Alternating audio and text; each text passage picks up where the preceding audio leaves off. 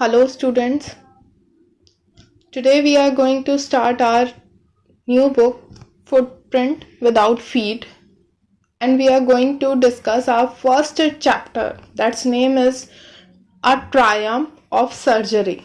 It is written by James Herriot. See, the author James Herriot was a vet surgeon. वो एक animals के doctor हैं and he had many great experience of curing bats and dogs. तो यहाँ पर उन्होंने अपनी काफ़ी इंटरेस्टिंग और काफ़ी टचिंग एक्सप्रेशन दिए हैं अपने अपने एक्सपीरियंस के, क्योंकि उनको इस लाइन में जो वो सर्जन थे, as a vet surgeon, they had experienced a lot of things. And in this lesson he has given the description of a dog's disease. यहाँ पर हमें एक कुत्ते के डिजीज के बारे में पता चलता है. मिसेस पंफ्रे है जो ऑनर है उसकी डॉग की, ठीक है. And Tricky is a dog. कुत्ते का नाम यहाँ पर क्या है? Tricky. Dog name is Tricky. So without wasting our so much time, let's move to our lesson. Tricky, a small dog, is pampered and overfed by his rich mistress.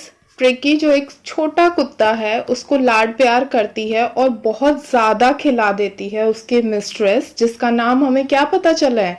Mrs Pumphrey. He falls seriously ill, और वो काफ़ी ज़्यादा बीमार पड़ जाता है. And his mistress consult a veterinary surgeon.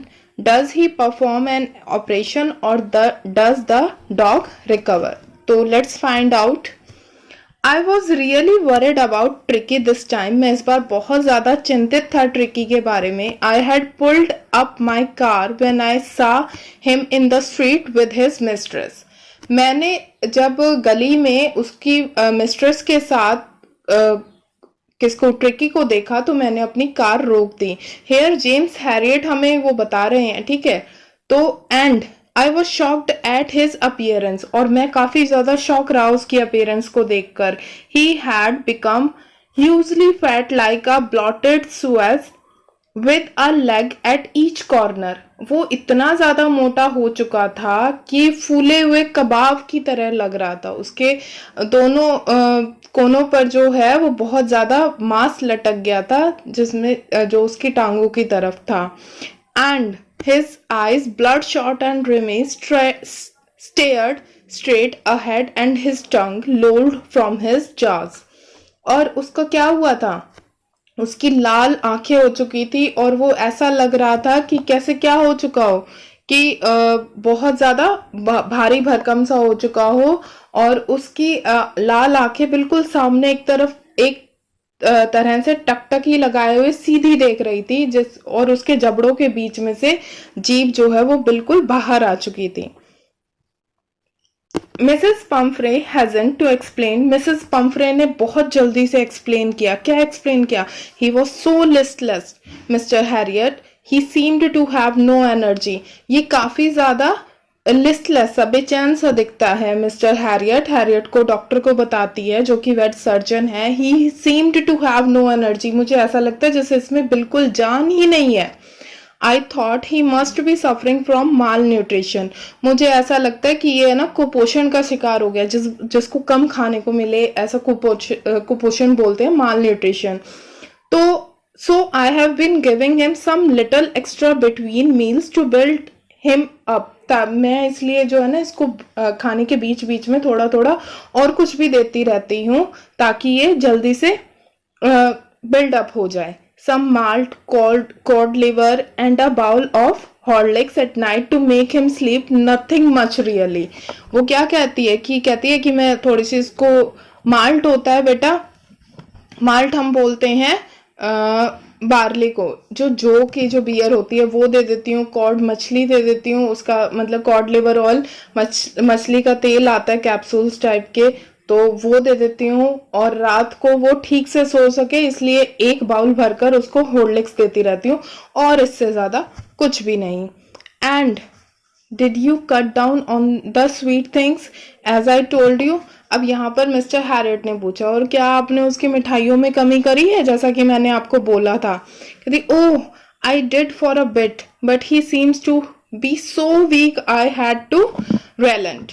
और उसने क्या बोला कि मुझे मैंने थोड़ी सी तो कमी की थी, लेकिन मुझे वो इतना कमजोर हो लगा कि I feel relent, that means I feel sorry.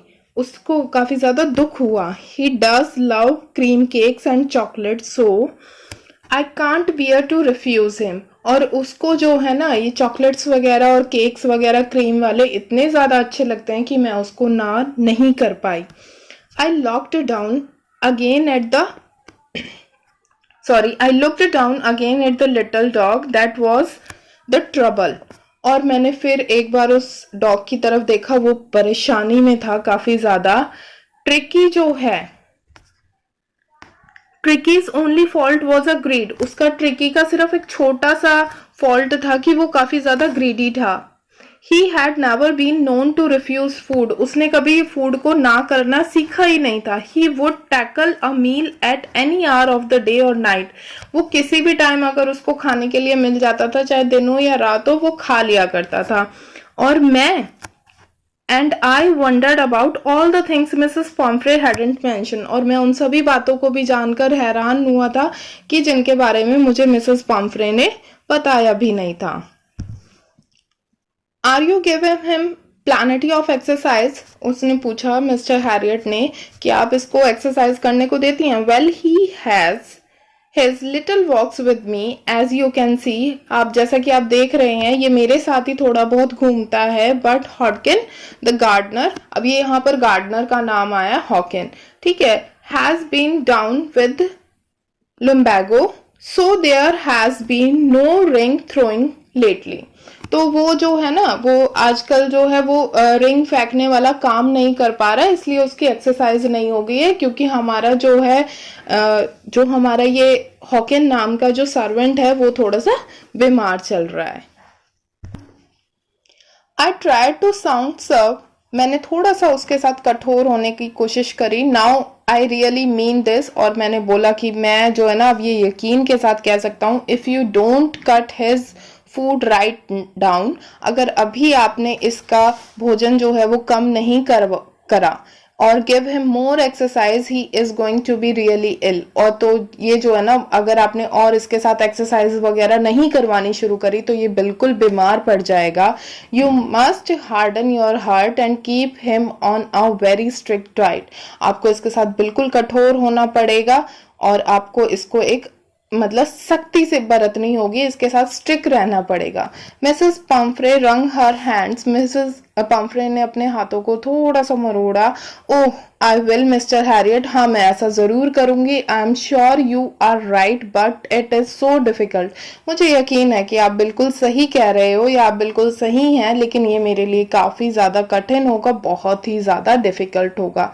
She sets of. उसने अपना सर जो है वो नीचे की तरफ करा, head down along the road, road की तरफ, as if determined to put the new rhyme into practice immediately. और उसने इस प्रकार से चलने लगी कि जैसे वो अभी इस सारी की सारी जितना भी मिस्टर हैरियट ने बताया उस सारे के सारे प्लान को, वो प्रैक्टिस को अभी की अभी फॉलो कर देगी।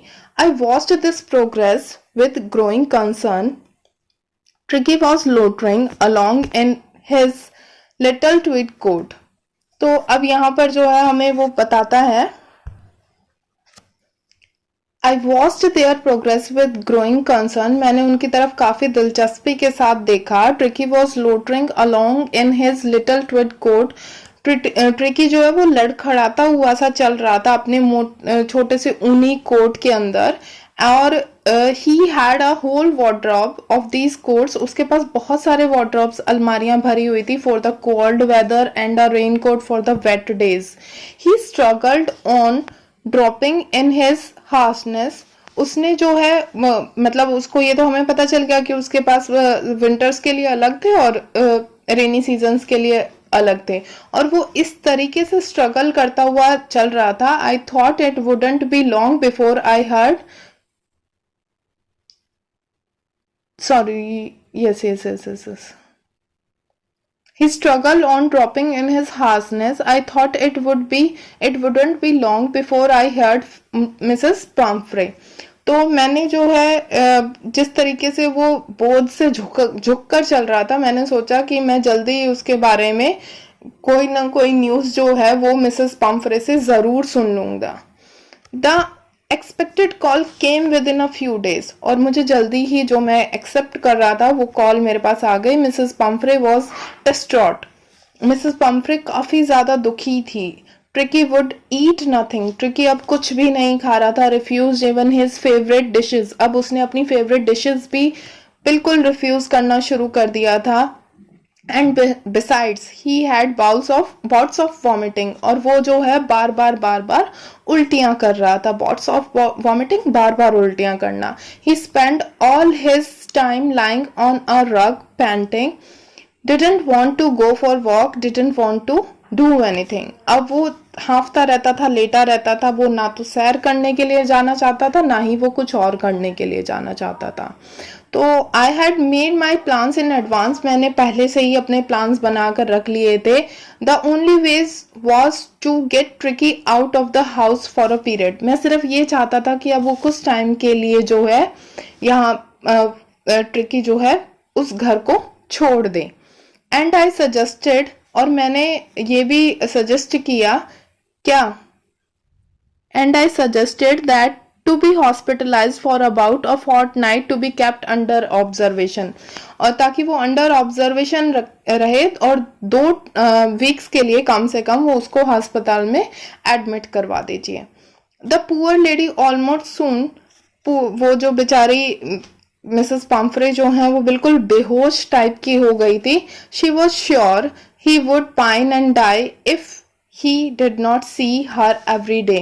उनको पता था, उन्हें बिल्कुल यकीन था कि अगर उसने ट्रिकी को रोज की रोज नहीं देखा तो वो pine and die, that means वो तड़प तड़प कर मर जाएंगी. But I took a firm line, लेकिन मैंने अपना जो मेरा रवैया था उसको काफ़ी ज़्यादा कठोर रखा. ट्रिकी वॉज वेरी इल, क्योंकि ट्रिकी जो है बहुत ज़्यादा इल था. And this was the only way to save him, और यही एक तरीका था कि उसको सेव किया जा सकता था.